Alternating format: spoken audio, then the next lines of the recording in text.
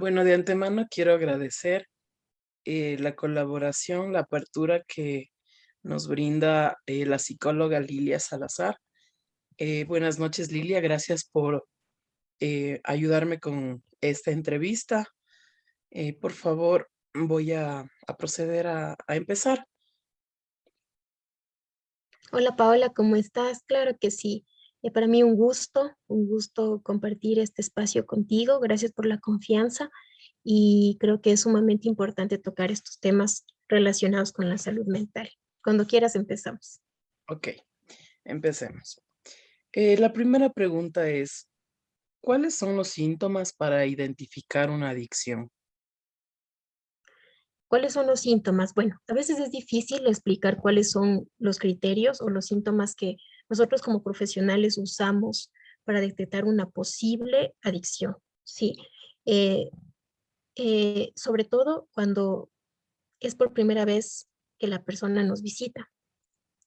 Pero nosotros nos valemos mucho de la demanda o de del familiar que le acompaña o de la persona misma que adicta, se puede decir, y de la observación y también de, del manual del DSM-5 para poder diagnosticar el trastorno por consumo de sustancias, ¿no?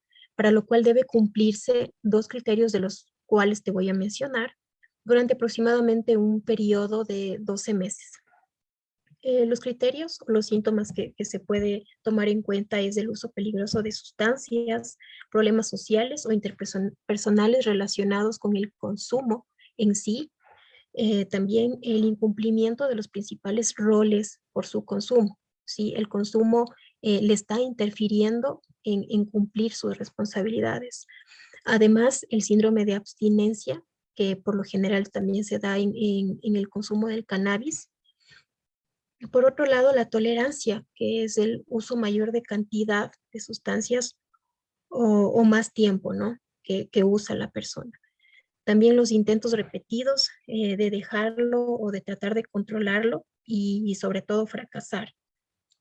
Además, emplear más tiempo del que se pensaba en actividades relacionadas con el consumo. Ya no lo hace tal vez un día a la semana, sino 3 veces a la semana, que ya va interfiriendo en su diario vivir. También tener problemas físicos o psicológicos relacionados con el consumo, trayendo consigo enfermedades físicas, tal vez ansiedad, un poco de depresión, ¿sí? Y también, por último, dejar de hacer otras actividades que debido al consumo, que por lo general antes lo hacía. Esos son los criterios que nosotros más o menos usamos para poder diagnosticar. Ok, entonces sigamos con la segunda pregunta. Perfecto. ¿Cuáles son las complicaciones que conllevan las adicciones? Bueno, las complicaciones por el consumo de sustancias puede tener efectos muy perjudiciales y sobre todo significativos, ya sea a corto y a largo plazo, ¿no? El consumo de algunas sustancias puede ser especialmente riesgoso, por así decirlo, pero sobre todo si toma en cuenta que la persona ingiere altas y sobre todo las combina, ¿no? Las combina, ya sea alcohol con droga, por ejemplo.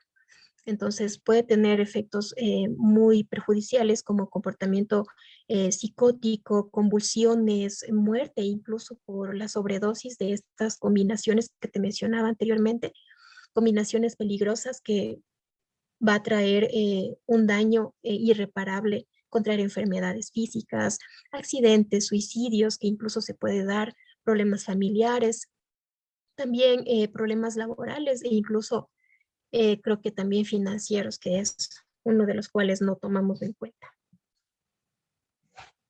Correcto. Bueno, continuamos con la tercera pregunta. ¿Cuál es el pronóstico de las adicciones?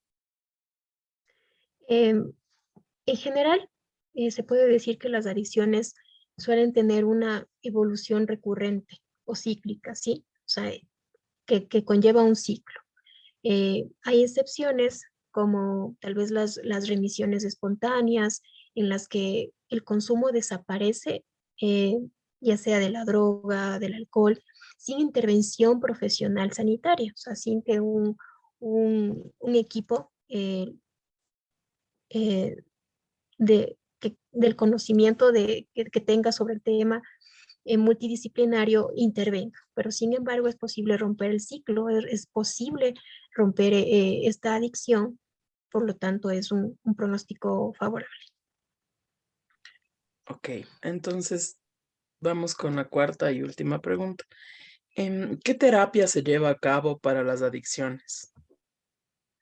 Bueno, hay que tomar en cuenta que hay medicamentos, sí, que obviamente lo manejan los psiquiatras, pero las terapias como tal tenemos la cognitiva conductual, que es una de las mejores, que ofrece estrategias para afrontar el deseo de consumir las sustancias, que te enseña la manera como evitar y prevenir recaídas también, y también te ayuda al manejo de las recaídas, porque pueden haber recaídas en caso de que estas ocurran, te ayuda a cómo manejarlas. También te puede ayudar esta terapia cognitiva conductual, ayudar a tener mejores destrezas de comunicación para que tú puedas expresar mejor este tipo de abstinencia, ¿sí? Te ayuda a mejorar las relaciones interpersonales, familiares, la dinámica familiar, ¿no? Y también existen muchos programas de tratamientos que emplean terapias individuales, también como grupales. Esas Ok, son las terapias que son propias para, para el consumo de sustancias. bueno, le agradezco mucho, Lilia, su colaboración y gracias por haber ayudado en esta entrevista. Con gusto, Paola. Gracias a ti. Una buena noche, hasta luego. Chao, Paola.